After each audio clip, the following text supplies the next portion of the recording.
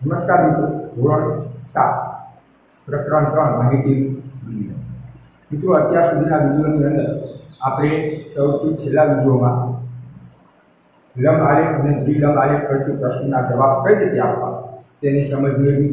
તે પહેલાંના વિડીયોની અંદર માહિતીને એકત્ર કરવી, તેને યોગ્ય રીતે ગોઠવવી, મધ્યક એટલે કે સરાસરી શોધવી, મધ્યસ્થ અને બહુલક શોધતા શીખી. જો મિત્રો તમે આ વિડીયો ન જોયા હોય તો નીચે તેની ડિસ્ક્રિપ્શન બોક્સની અંદર લિંક આપેલી છે, તેના પરથી તમે વિડીયો જોઈ શકો. જો તમને આ વિડીયો પસંદ આવતા હોય તો તમે આ વિડીયોને શેર અવશ્ય કરો અને વિડીયોની લિંક મેળવવા માટે, નોટિફિકેશન મેળવવા માટે ચેનલને સબસ્ક્રાઈબ કરજો, જેથી તમને ધોરણ 7ના ગણિતના વિડીયો મળતા રહે. ચાલો મિત્રો, હવે આ ભાગની અંદર આપણે દ્વિલંબ આલેખ કઈ રીતે દોરવા તેનો અભ્યાસ કરીએ. સૌથી પ્રથમ મિત્રો, આપણે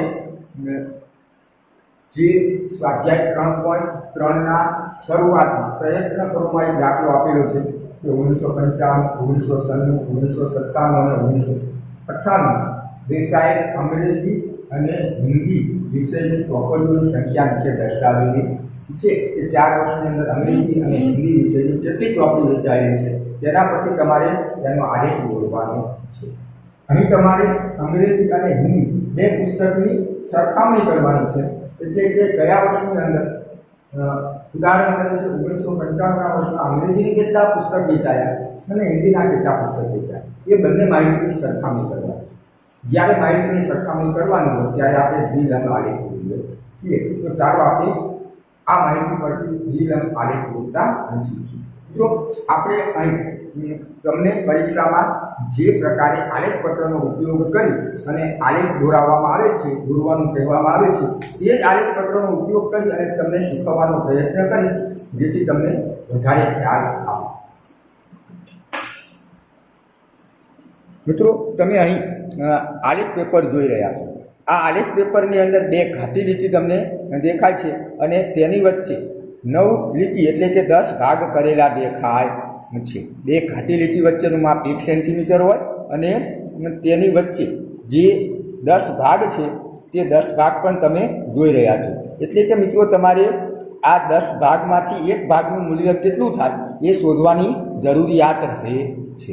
તો મિત્રો, આમ 10 ભાગવાળા આલેખનો ઉપયોગ કરી અને આપણે આલેખ દોરવાનો છે. હવે મિત્રો, અહીં તમારે અંગ્રેજી અને હિન્દી વિષયની ચોપડીઓની સરખામણી કરવાની છે આલેખ પેપર ઉપર. તો આલેખ પેપર દોરવાની શરૂઆત તમારે બંને અક્ષ દોરીને કરવી પડશે. મિત્રો, અહીં નીચે મેં 3 કે 4 સેન્ટીમીટર જેટલી જગ્યા મૂકી અને એક્સ અક્ષ અને તે જ રીતે અહીં વાય અક્ષ દોરેલ છે અને જ્યાં તે છેદે છે તે ઉદ્ગમ બિંદુને મેં 0 તરીકે દર્શાવેલ છે. હવે મિત્રો, અહીં એક્સ અક્ષ ઉપર અને વાય અક્ષ ઉપર કઈ માહિતી દર્શાવવાની? તો આપણને ખ્યાલ છે કે એક્સ અક્ષ ઉપર શાબ્દિક માહિતી દર્શાવવાની.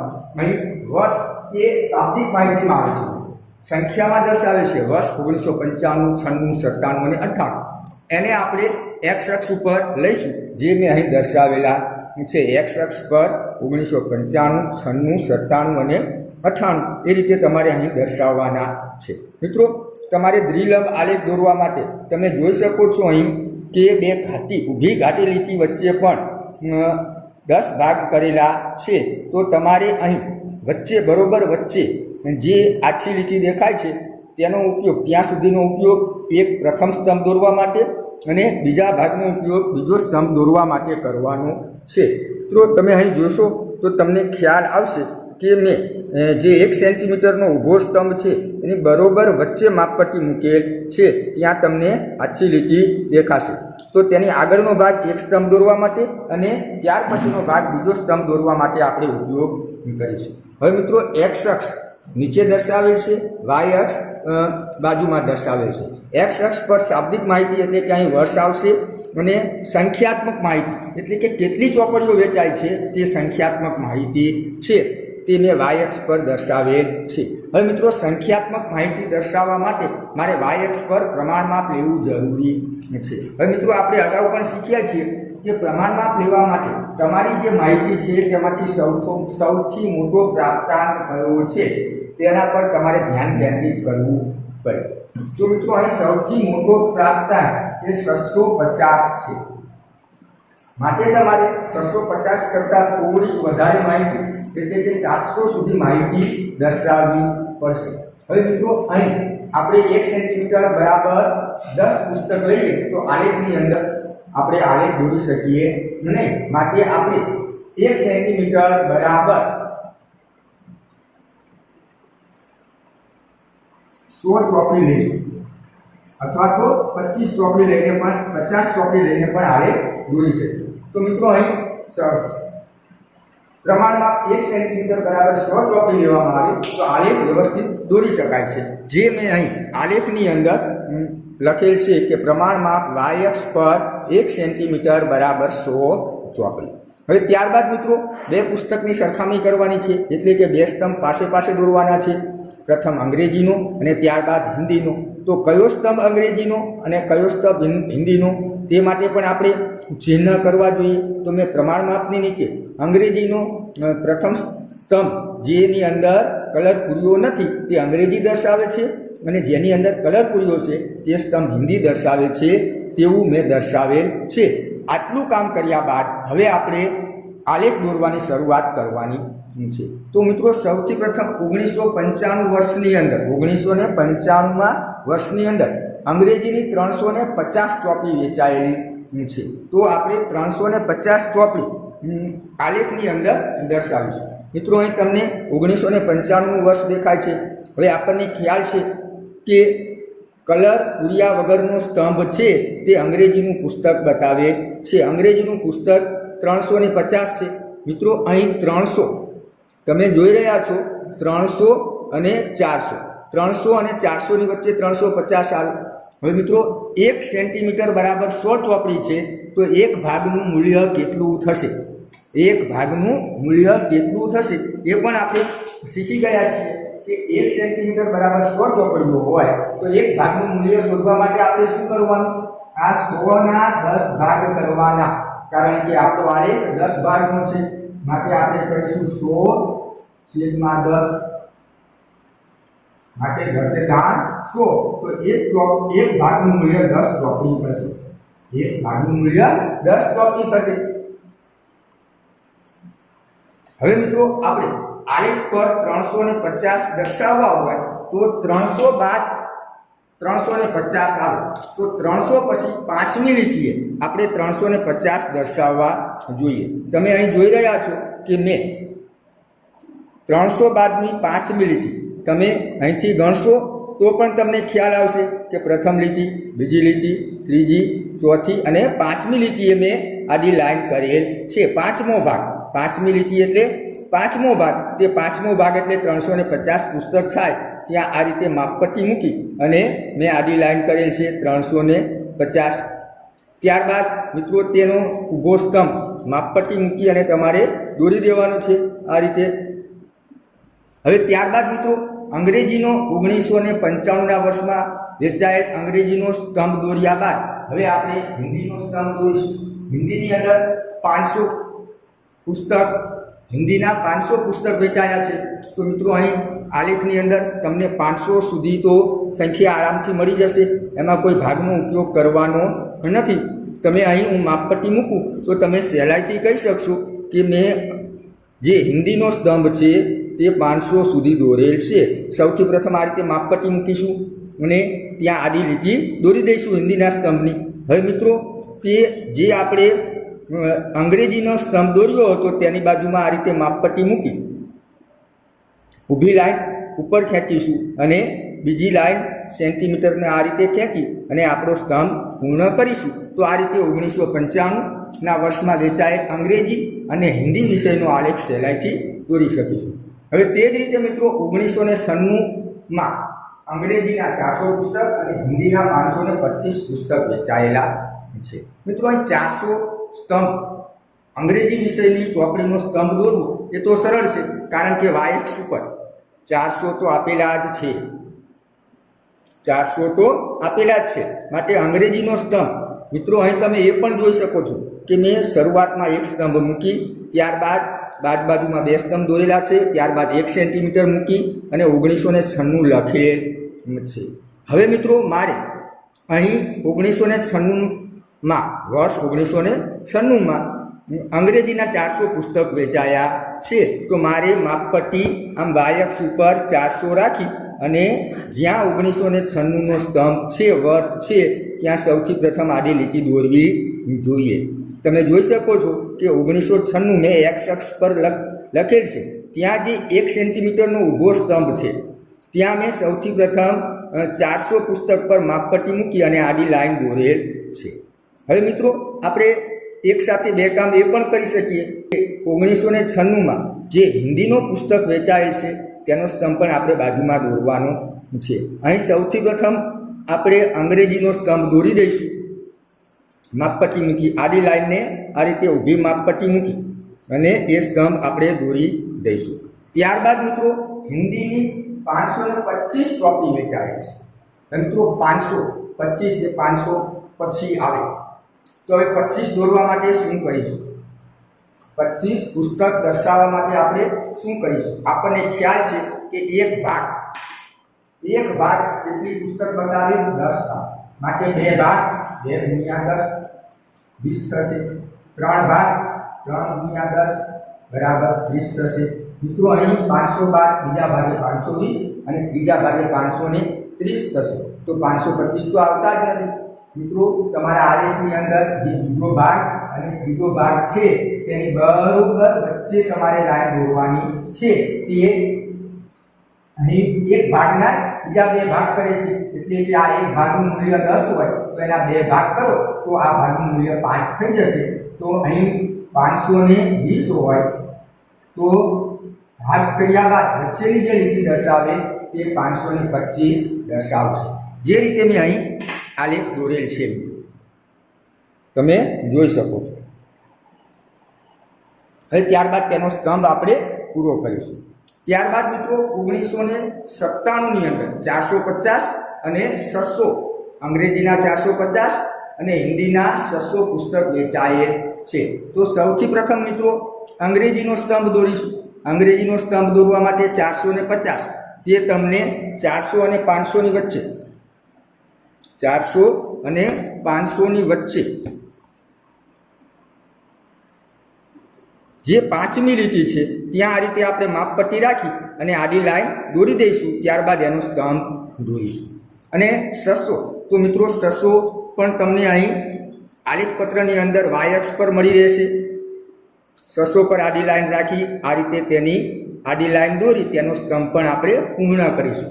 પણ મિત્રો ખ્યાલ એ રાખવાનો છે કે અંગ્રેજીના સ્તંભની અંદર કલર પૂરવાનો નથી અને બીજો સ્તંભ જે હિન્દીનો દોરાય તેની અંદર તમારે કલર પૂરવાનો છે. હવે મિત્રો તે જ રીતે 1998ના વર્ષની અંદર 620 એટલે કે 600 પછી કેટલામાં ભાગે? બીજા ભાગે તેનો આલેખ આવશે. તમે અહીં જોઈ શકો છો કે આ 600 ત્યારબાદ પ્રથમ ભાગ અને ત્યારબાદ આ બીજો ભાગ. બીજા ભાગે 620 થશે અને 5મા ભાગે 650 થશે. આ રીતે મિત્રો આપણે સ્તંભ આલેખ સહેલાઈથી દોરી શકીએ. હવે મિત્રો આ આલેખ પરથી આપણે પ્રશ્નના જવાબ આપવાના છે. તો ચાલો તે પ્રશ્નના જવાબ આપીએ. મિત્રો અહીં પ્રશ્ન પૂછેલ છે કે કયા વર્ષમાં બંને ભાષાના પુસ્તકોના વેચાણ વચ્ચેનો તફાવત ઓછો હતો? એટલે કે આ 4 વર્ષની અંદર જે બંને પુસ્તકો વેચાયા છે એમાંથી કયા વર્ષમાં જે પુસ્તકો વેચાયા એનો તફાવત ઓછો? એટલે કે અંગ્રેજી અને હિન્દી વિષયના પુસ્તકો વેચાયા તેમાં બહુ ફેર ન હતો, બંને બહુ સરખા હતા. તો તે કઈ રીતે કહી શકીએ? મિત્રો ઘણી બધી જગ્યાએ દાખલા તમે જોશો તો આ જે સંખ્યા આપેલ છે તેના પરથી તફાવત શોધી અને જવાબ લખવામાં આવે છે. પરંતુ મિત્રો અહીં આલેખ પરથી આપણે સરળતાથી જવાબ આપી શકીએ છીએ કે કયા વર્ષની અંદર તફાવત સૌથી ઓછો હતો. તો અહીં તમે આલેખ પેપર જોશો તો પણ તમને ખ્યાલ આવશે કે કયા વર્ષની અંદર હિન્દી અને અંગ્રેજી વિષયના પુસ્તકો વચ્ચેનો તફાવત ઓછો હતો. ચાલો આપણે આલેખ જોઈએ અને નક્કી કરીએ કે કયા વર્ષમાં તે તફાવત ઓછો હતો. મિત્રો હું તમને અહીં આલેખ બતાવું છું. હવે જે બંને પુસ્તકોના વેચાણનું અહીં આપણે આલેખ દોરેલ છે તો સૌથી પ્રથમ 1995ના વર્ષમાં વેચાયેલ અંગ્રેજી અને હિન્દી પુસ્તકોના સ્તંભ જુઓ. બંને સ્તંભ વચ્ચે કેટલો ફેર છે, એટલે કે બંને સ્તંભની ઊંચાઈમાં શું ફેર છે। આ જ રીતે બધા સ્તંભનું અવલોકન કરો। ત્યારબાદ 1996ના બંને સ્તંભ તમે ધ્યાનપૂર્વક જુઓ।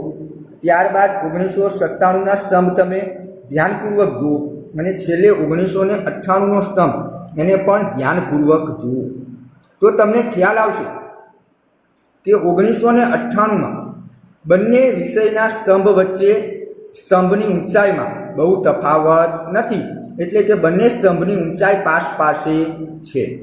બંને સ્તંભની ઊંચાઈમાં બહુ તફાવત નથી, તો આપણે તેના પરથી જ કહી શકીએ કે 1998ના વર્ષમાં બંને ભાષાના પુસ્તકના વેચાણમાં તફાવત ઓછો હતો।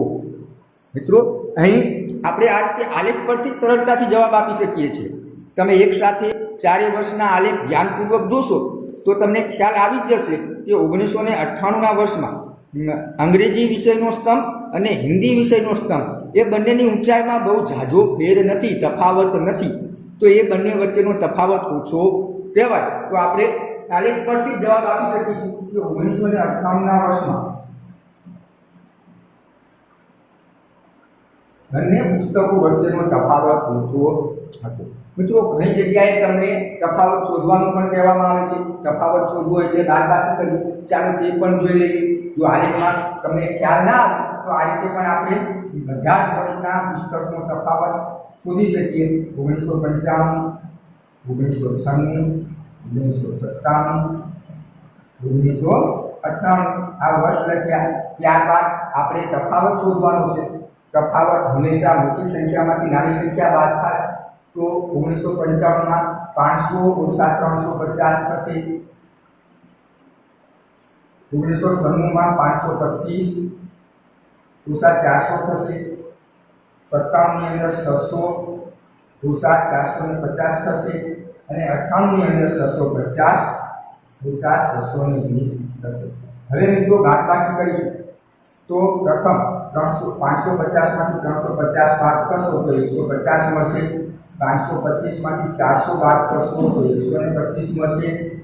600માંથી 450 બાદ કરશો તો 150 મળશે અને 650માંથી 620 બાદ કરશો તો માત્ર 30 પુસ્તક મળશે। એટલે કે 1998ના વર્ષની અંદર બંને પુસ્તકોનો વેચાણની અંદર 30 પુસ્તકનો તફાવત છે।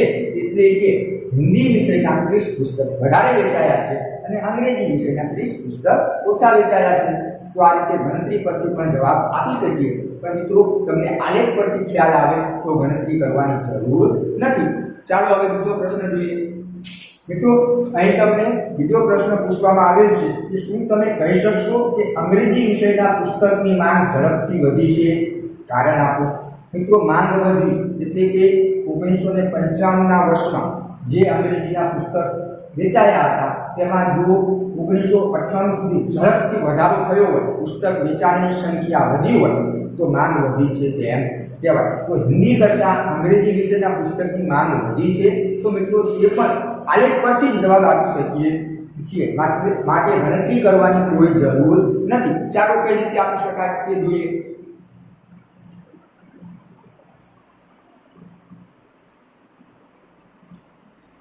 મિત્રો, તમે અહીં આલેખનું ધ્યાનપૂર્વક નિરીક્ષણ કરો। આલેખનું ધ્યાનપૂર્વક નિરીક્ષણ કરશો તો તમને ખ્યાલ આવશે કે પ્રથમ સ્તંભ જેમાં કલર પૂરેલ નથી તે અંગ્રેજીનો છે। હવે મિત્રો, 1995ના વર્ષની અંદર અંગ્રેજીનો સ્તંભ 300 અને 400ની વચ્ચે છે। 300 અને 400ની વચ્ચે છે, એટલે કે અંગ્રેજીના પુસ્તકનું વેચાણ 350 હતું। કેટલું હતું? 350 હતું। હવે મિત્રો, તમારે બીજો કયા વર્ષનો સ્તંભ જોવાનો છે? 1998। આપણે શરૂઆતથી 1995ના વર્ષથી 1998 સુધીની સરખામણી કરીએ છીએ। તો મિત્રો, સૌથી પ્રથમ 1995ના વર્ષની અંદર અંગ્રેજીના પુસ્તકનો સ્તંભ જે 350 દર્શાવે છે અને હિન્દીના પુસ્તકનો સ્તંભ એ 500 બતાવે છે। એટલે કે 1995માં અંગ્રેજીના 350 પુસ્તકો વેચાયા હતા અને હિન્દીના 500 વેચાયા હતા। હવે મિત્રો, આપણે જે 1998નો સ્તંભ છે તેનું અવલોકન કરીશું તો 1998ની અંદર મિત્રો અંગ્રેજીના જે પુસ્તક છે તે 620 વેચાયા છે. કેટલા વેચાયા છે? 620. અને હિન્દીના પુસ્તકો વેચાયા છે 650. આપણે માંગ ઝડપથી વધી છે તે શોધવું છે તો આપણે કહી શકીએ કે શરૂઆતનું જે વર્ષ હતું એમાં અંગ્રેજીનો સ્તંભ નીચો હતો, એટલે કે 350 હતો. અને 1998નું છેલ્લું વર્ષ છે તેમાં ક્યાં પહોંચી ગયો મિત્રો? 620 પહોંચી ગયો. જ્યારે હિન્દી વિષયના પુસ્તકો 500 વેચાયા હતા. કેટલા વેચાયા હતા? 500. અને 1998ના વર્ષની અંદર તે હિન્દી વિષયના 650 વેચાયા. તો બંને વિષયમાંથી કયા વિષયનો સ્તંભ ઝડપથી વધ્યો છે? તો આપણે કહી શકીએ કે અંગ્રેજી વિષયના સ્તંભની અંદર ઊંચાઈમાં વધારો થયો છે. તો આપણે એમ કહી શકીએ કે હા, અંગ્રેજી વિષયના પુસ્તકની માંગ ઝડપથી વધી છે, કારણ કે 1995ની અંદર તે પુસ્તકોનું વેચાણ 350 હતું, તે 1998ની અંદર 620 થઈ ગયું છે. હવે મિત્રો ગણતરી કરીને પણ આ જવાબ આપી શકીએ. કઈ રીતે? તો આપણે વધારો, પુસ્તકના વેચાણમાં વધારો, બે પુસ્તકના વેચાણમાં વધારો શોધવાનો છે. તો વિષય લખીશું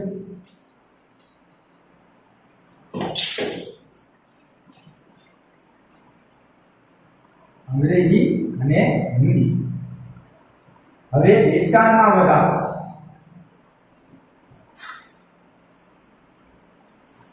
ઓગણીસો 55 થી 1998ના વેચાણમાં વધારો.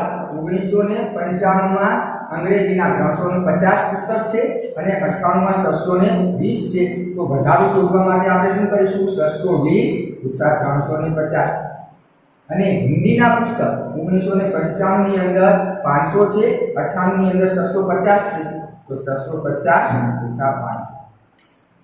હવે બાદબાકી કરીશું મિત્રો. તો 620માંથી 350 બાદ કરીશું તો આપણને 350માં 50 ઉમેરો 400, 400 અને 200 600, એટલે 250 અને બીજા 20 એટલે 270 પુસ્તકો મળશે. 270. શૂન્યમાંથી શૂન્ય જાય તો શૂન્ય વધે, 2 માંથી 5 ન જાય એટલે 10 આવે, 12 માંથી 5 જાય તો 7 વધે. તમે આ રીતે બાદબાકી કરો તો 5 માંથી 3 જાય તો 2 વધે. એટલે અંગ્રેજી વિષયના પુસ્તકની વેચાણની અંદર 270 પુસ્તકોનું વેચાણ વધ્યું છે, જ્યારે હિન્દીના પુસ્તકનું વેચાણ 150 જેટલું વધ્યું છે. આમ આપણને દેખાય છે કે અંગ્રેજી પુસ્તકના વેચાણમાં વધારો થયો છે. તો આ રીતે આપણે આલેખના પ્રશ્નના જવાબ આપી શકીએ. ચાલો હવે સ્વાધ્યાય 3.3 નો પ્રથમ આલેખ જોઈએ. મિત્રો સ્વાધ્યાય 3.3 ની અંદર દાખલા નંબર 3 જુદા જુદા 6 ધોરણના વિદ્યાર્થીઓની સંખ્યા નીચે દર્શાવે છે. આ માહિતીને આધારે તમારે લંબ આલેખ દોરવાનું છે. અહીં દ્વિલંબ આલેખ દોરવાનું નથી, કારણ કે માહિતીની સરખામણી કરવાની નથી. ધોરણ 5 થી 10 સુધી દર્શાવેલ છે અને તે ધોરણની સંખ્યા દર્શાવેલી છે. તો ચાલો આ આલેખ કઈ રીતે દોરી શકાય તે જોઈએ. મિત્રો અહીં પણ આપણે 10 ભાગવાળા આલેખનો ઉપયોગ કરીશું.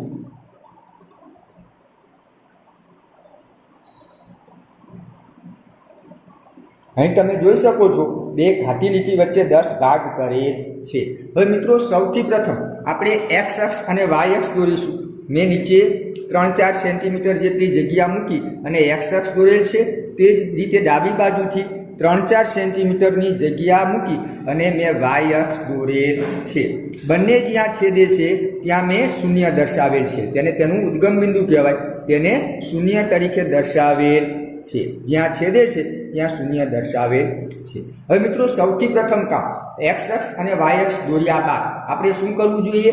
આલેખનું પ્રમાણમાપ લખવું જોઈએ. તો આલેખના પ્રમાણમાપ માટે તમને જે માહિતી આપેલ છે તેમાં આપેલ પ્રાપ્તાંકનું તમારે અવલોકન કરવું જોઈએ કે સૌથી મોટામાં મોટો પ્રાપ્તાંક કયો છે. તો મિત્રો અહીં સૌથી મોટામાં મોટો પ્રાપ્તાંક 135 છે. માટે આપણે તેના કરતાં પણ થોડી વધારે માહિતી 140 સુધી આલેખમાં દર્શાવવાની છે. આપણે માહિતી y અક્ષ પર 140 વિદ્યાર્થીઓની સંખ્યા દર્શાવવાની છે. હવે મિત્રો અહીં આલેખની અંદર આપણી પાસે 15 સેન્ટીમીટર સુધીની ઊંચાઈ દર્શાવી શકીએ તેટલી શક્યતા હોય છે. તો આપણે પ્રમાણમાપ કઈ રીતે પસંદ કરીશું? તો 1 સેન્ટીમીટર બરાબર 10 વિદ્યાર્થીઓ લઈએ, 1 સેન્ટીમીટર બરાબર 10 વિદ્યાર્થીઓ લઈએ તો તમારે 140 દર્શાવવા માટે 14 ગુણ્યા 10 બરાબર 140 થાય. માટે 14 સેન્ટીમીટર સુધી 14 સેન્ટીમીટરની ઊંચાઈ સુધી આલેખ દોરવો જોઈએ. જે આપણી પાસે આલેખની અંદર 14 સેન્ટીમીટરની ઊંચાઈ છે. માટે આપણે 1 સેન્ટીમીટર બરાબર 10 વિદ્યાર્થીનું પ્રમાણમાં લઈશું, જે અહીં આલેખની અંદર મેં ઉપર દર્શાવેલ છે. પ્રમાણમાં y અક્ષ પર 1 સેન્ટીમીટર બરાબર 10 વિદ્યાર્થી, અને ત્યારબાદ y અક્ષ પર મિત્રો તમે જોઈ શકો છો, y અક્ષ પર 0, ત્યારબાદ 10, 20, 30, 40, 50, 60, 70, 80, 90, 100, 110, 120, 130 અને 140 સુધી દર્શાવે છે.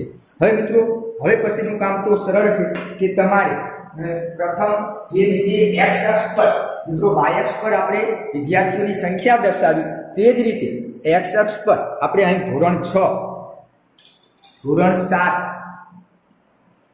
8, 9 અને 10 એ રીતે દર્શાવીશું. તો મિત્રો અહીંયા આપણે ધોરણ 6 શબ્દમાં પણ લખી શકીએ, અને 7 સોરી મિત્રો પ્રથમ ધોરણ 5 છે તો 5,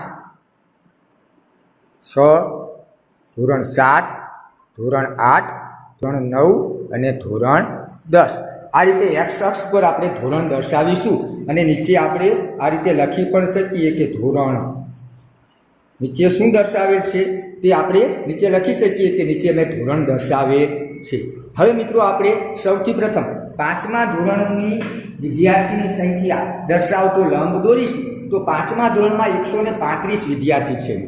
તો આપણે અહીં આલેખ જોઈશું તો 135 એ ક્યાં આવશે? તો 130 અને 140ની વચ્ચે. હવે મિત્રો અહીં એક ભાગનું મૂલ્ય કેટલું થાય? આલેખની અંદર આ બહુ મહત્વની વસ્તુ છે કે તમારે બે ઘાટી લીટી વચ્ચે 10 ભાગ આપેલા છે, તેમાંથી એક ભાગનું મૂલ્ય શું થાય? તો મિત્રો અહીં આપણે પ્રમાણમાં કેટલું લીધું કે 1 સેન્ટીમીટર બરાબર 10 વિદ્યાર્થી. તો 1 સેન્ટીમીટર એટલે 10 વિદ્યાર્થી છે.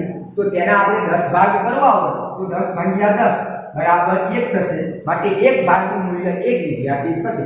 એટલે 130 બાદની જે પ્રથમ લીટી છે, 130 બાદની પ્રથમ લીટી,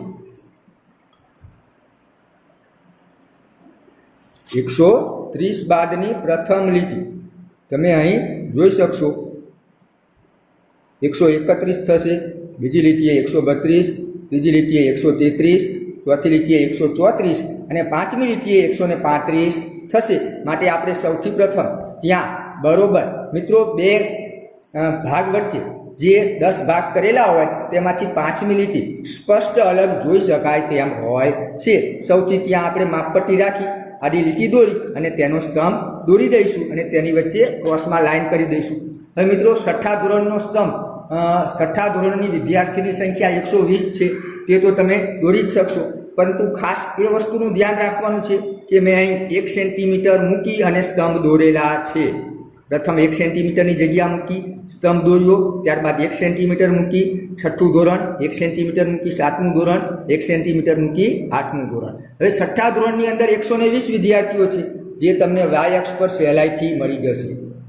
7મા ધોરણની અંદર મિત્રો 95 વિદ્યાર્થી છે. તો 95 એટલે 90 બાદના 5મો ભાગ.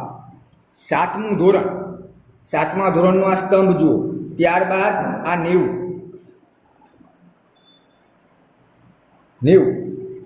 બરાબર. 7મા ધોરણના સ્તંભ ઉપર અવલોકન કરજો. ત્રીજો સ્તંભ 90, ત્યારબાદ પ્રથમ લીટી 91, ત્યારબાદ 92, ત્રીજી લીટીએ 93, ચોથી લીટીએ 94 અને પાંચમી લીટીએ 95 થશે. તો અહીંયા મિત્રો આપણે આડી લીટી દોરી દઈશું અને ત્યારબાદ તેનો ઊભો સ્તંભ દોરીશું. હવે મિત્રો 8મું ધોરણ એ 100 વિદ્યાર્થી દર્શાવે છે. તે તો તમને 8મા ધોરણનું અહીં સ્તંભ છે, આ સ્તંભનું અવલોકન કરતા જાઓ અને જ્યાં 100 વિદ્યાર્થી આવે ત્યાં માપપટ્ટીથી આડી લાઈન દોરી તેનો સ્તંભ દોરો. તે જ રીતે 9મા ધોરણનો 90 વિદ્યાર્થી સુધીનો અને 10મા ધોરણનો 80 વિદ્યાર્થી સુધીનો સ્તંભ તમે સહેલાઈથી દોરી શકશો. તો આ રીતે તમારો આલેખ તૈયાર થશે. હવે મિત્રો તેના પરથી તમારે નીચે પ્રશ્નના જવાબ પૂછ્યા છે તેનો જવાબ આપવાનો છે કે પહેલો પ્રશ્ન પૂછ્યો છે કે તમે પ્રમાણ માપ કઈ રીતે પસંદ કરશો. તો મેં અહીંયા તમને સમજાવ્યું કે પ્રમાણ માપ માટે સૌથી મોટો પ્રાપ્તાંક ધ્યાનમાં લેવાનો છે. તો આપણે લખવું પડશે કે અહીં y અક્ષ પર 140 વિદ્યાર્થીઓની સંખ્યા દર્શાવવાની છે. 140 વિદ્યાર્થીની સંખ્યા દર્શાવવાની છે અને y અક્ષ પર આલેખ પત્રની અંદર 20 સેન્ટીમીટર સુધી આલેખ પત્રની અંદર આપેલ છે. આપણી પાસે જે આલેખ પત્ર છે તેની અંદર 20-25 સેન્ટીમીટર સુધીની જગ્યા હોય છે. y અક્ષ પર 20 સેન્ટીમીટર સુધીની ઊંચાઈ આલેખ પત્રની અંદર આપેલ છે. માટે જો 1 સેન્ટીમીટર બરાબર 10 વિદ્યાર્થી લઈએ તો 14 સેન્ટીમીટર સુધીમાં આપણે 140 વિદ્યાર્થી દર્શાવી શકીએ છીએ. 140 વિદ્યાર્થી દર્શાવી શકાય. માટે પ્રમાણમાં 1 સેન્ટીમીટર બરાબર 10 વિદ્યાર્થી લઈશું. મિત્રો આલેખ દોરવા અને તેના પરથી પ્રશ્નના જવાબ આપવા એ બહુ આલેખ કદાચ તમે સરળતાથી દોરી શકશો, પણ પ્રમાણમાં કઈ રીતે દોરવું? તો અહીં સૌથી મોટો પ્રાપ્તાંક 135 છે. માટે 140 વિદ્યાર્થી y અક્ષ પર દર્શાવવાના છે. આલેખ પત્રની અંદર 20 સેન્ટીમીટર સુધીની મારા આલેખ પત્ર તમે જવાબ આપો છો તે રીતે તમારે લખવાનું છે કે મારા આલેખ પત્રની અંદર 20 સેન્ટીમીટર સુધીની ઊંચાઈ દર્શાવી શકાય તેમ છે. માટે 1 સેન્ટીમીટર બરાબર 10 વિદ્યાર્થી લઉં. 1 સેન્ટીમીટર બરાબર 10 વિદ્યાર્થી લઉં તો 14 સેન્ટીમીટર સુધીમાં 140 વિદ્યાર્થીને દર્શાવી શકું છું. માટે પ્રમાણમાં મેં 1 સેન્ટીમીટર બરાબર 10 વિદ્યાર્થી લીધું છે. હવે મિત્રો બીજા પ્રશ્નની અંદર બે પ્રશ્ન પૂછેલ છે. મિત્રો અહીં બી ની અંદર બે પ્રશ્ન પૂછેલ છે. કયા ધોરણમાં સૌથી વધુ વિદ્યાર્થી છે અને સૌથી ઓછા? તો કયા ધોરણમાં સૌથી વધારે અને કયા ધોરણમાં સૌથી ઓછા તે આપણે આલેખ જોઈને જવાબ આપી શકીશું. ચાલો આલેખનું અવલોકન કરીએ. તો મિત્રો તમે અહીં ધ્યાનપૂર્વક જોશો તો કયા ધોરણનો સ્તંભ સૌથી ઊંચો છે? 5મા ધોરણનો સ્તંભ સૌથી ઊંચો છે. માટે ધોરણ 5ના સૌથી વધુ વિદ્યાર્થી છે. અને કયા ધોરણનો સ્તંભ સૌથી નીચો છે? તો મિત્રો 10મા ધોરણનો સ્તંભ સૌથી નીચો છે.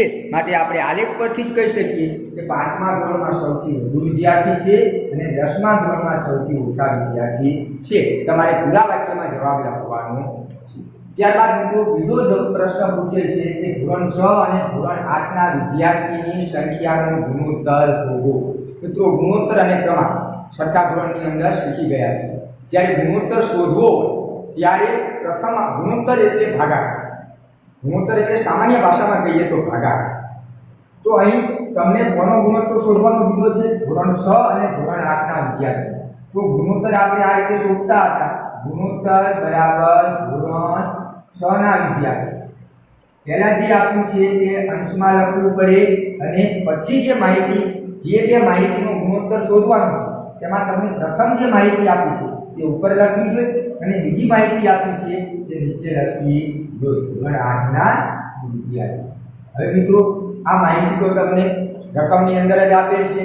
ધોરણ 6ના 120 અને ધોરણ 8ના 100 વિદ્યાર્થી છે. હવે મિત્રો 12/10, પરંતુ ગુણોત્તર અપૂર્ણાંક છે એટલે અતિ સંક્ષિપ્ત રૂપમાં દર્શાવવું જોઈએ. તો 12 ને આપણે 2 6 12 અને 10 ને 2 5 10 લખી શકીએ તો 6/5. પરંતુ ગુણોત્તર હંમેશા જેમમાં લખાય તે પણ આપણે શીખી ગયા છીએ. તો આપણે બરાબર કરી અને ગુણોત્તર લખીશું 6/5. 6/5. આ રીતે આપણે બંને પ્રશ્નના જવાબ આપી શકીશું. ચાલો